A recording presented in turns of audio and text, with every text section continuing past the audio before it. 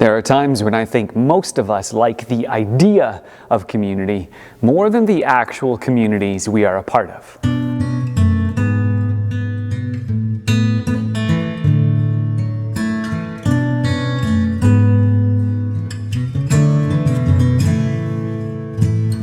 Now, when I was in seminary, we studied the Rule of St. Benedict, which is essentially the list of rules or of organizing structures that help Benedictine monks and monasteries function. And one of the rules that really struck me at the time was the vow of stability. It's a vow that they make when they become a monk in a particular monastery to stay in that particular monastery. One Benedictine community describes it this way. It says, "We vow to remain all of our life with our local community. We live together, we pray together, we work together, we relax together.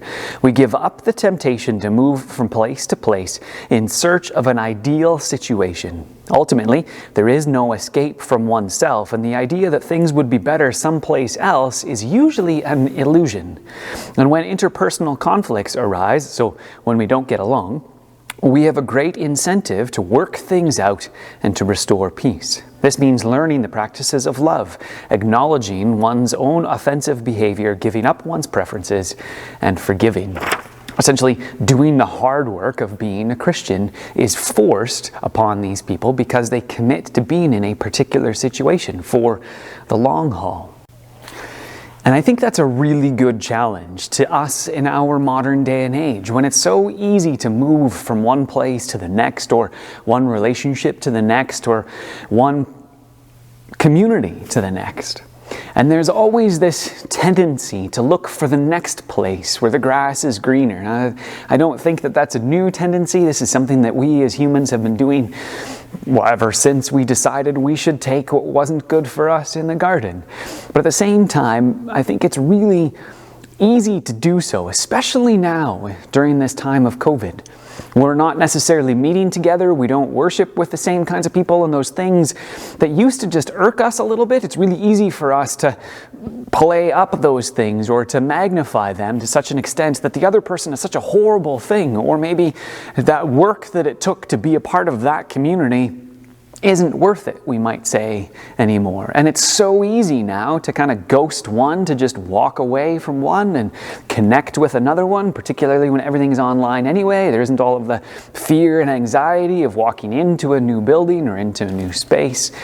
And so it's easy for us to move from one to the next in search of whatever it is we think is ideal. But Dietrich Bonhoeffer, in his book Life Together, says that the ideal is actually the killer of true community. He says, "The serious Christian, the one set down for the first time in a Christian community, is likely to bring with him a very definite idea of what Christian life together should be, and should try to realize it. But God's grace speedily shatters such dreams."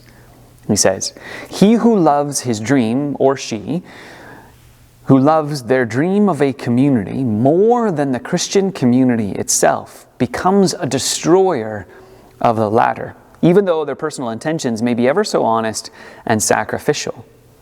The man who fashions a visionary ideal of community demands that it be realized by God, by others, and by himself. He enters the community of Christians with his demands, sets up his own law, and judges the brethren and God himself accordingly.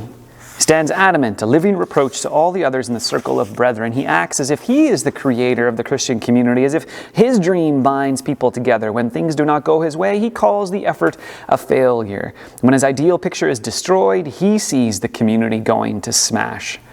So he becomes the first an accuser of his brethren, then an accuser of God, and finally a despairing accuser of himself." Bonhoeffer says the communities we have are the communities that have been given to us. Now, that doesn't mean that we can't move on if things really are necessary for us, and if things are so difficult that we can't grow in a particular place, well, then maybe we should move on. But I think too often we move because it's just difficult, it's just hard. But God doesn't promise an easy life in community. And anytime we rub up against one another, as iron sharpens iron, so one person sharpens another, well, that sharpening process takes things off of us, and it's not all that comfortable, I don't think. So maybe this week, think about the ways in which you might have an ideal picture of community, and remember that that's not what true community is. And then try to find a place in which you can set yourself and stay committed to that particular place, to do the hard work of loving, admitting when you're wrong, and forgiving. And so as always, if this has been helpful for you, I'd encourage you to like this video, subscribe to our channel, and maybe comment about how you have seen a commitment to a community being really beneficial.